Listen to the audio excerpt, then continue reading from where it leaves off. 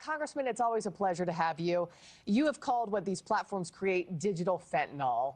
You're a dad. You've got two boys at home. I've got two children at home. We're watching this closely. Does their being tried in court give you hope that change, true change, is actually on the horizon for big tech? I hope so. You've got it on your platform. Millions of people are seeing this. You're saying exactly what every mom and dad are saying around the dinner table if they can get their kids to put down their devices. These devices have become a replacement for family development, for friends, and unfortunately, it is leading our kids down a very dark path. Their young minds are not able to absorb the type of content these algorithms are throwing their way. So as I feel at some point, there is definitely a benefit to some of this stuff. There's also a very dark, sinister, competitive side. This is no different than the tobacco executives of the 90s or the opioid executives claiming their products weren't addictive when they actually truly were. They are misleading the public because they're competing for the eyeballs. You've also introduced legislation to repeal Section 230 of the Communications Decency Act, which is essentially that liability shield, right, that allow these social media companies to say, hey, we invented the platforms, we created them, but we're not responsible for how people want to use it or consume it. Do you have the support that you need to get that scrapped, sir? I hope so. You know, in the first Trump administration, President Trump was a big advocate for outright repeal of Section 230. And I looked at a number of different solutions of how we could combat this particular concern.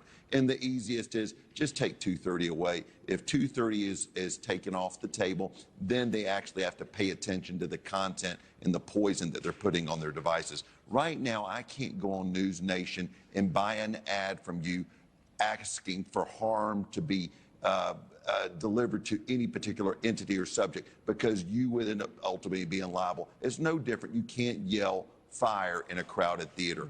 The social media companies have to be reined in for the sake of our children. And look, you know, outside of age 18, you know, it's kind of like buyer beware. But under 18, these young minds just truly don't know the consequences of what they're seeing. Yeah. Of course, critics, you know, they argue that eliminating Section 230 could chill free speech or harm internet innovation. You know, Section 230 also applies to small forums and community websites as well. How do you respond to those concerns, Congressman? Yeah, you know, and I get that. But, you know, what you've got is you've got a competing market against social media titans.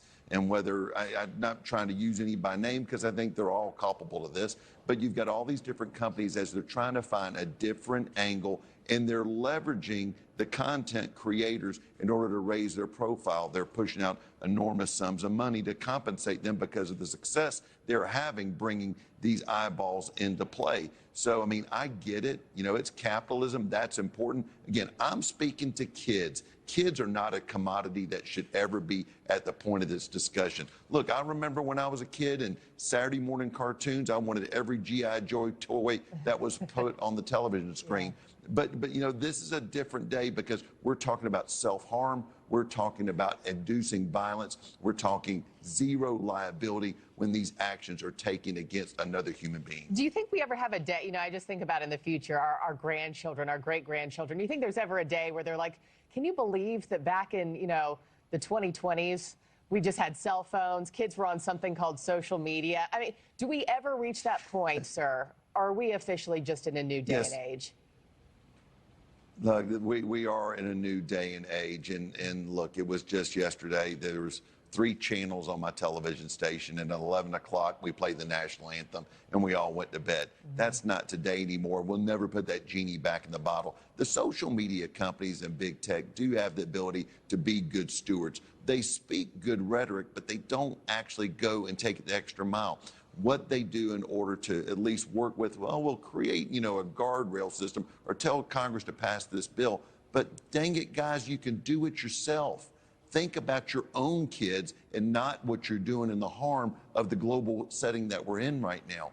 Again, the death threats, the induced violence, the self-harm, the shame, the inability to cope with the public shame that happens in a school setting, the cyberbullying, all that is culpable because of 230's existence. Man, does it make me miss the 90s, right? Come home from school, go play outside, climb a tree, go make a mud pie, come back home for dinner. Congressman Jimmy Patronis, thank you so much, sir. Really appreciate your time.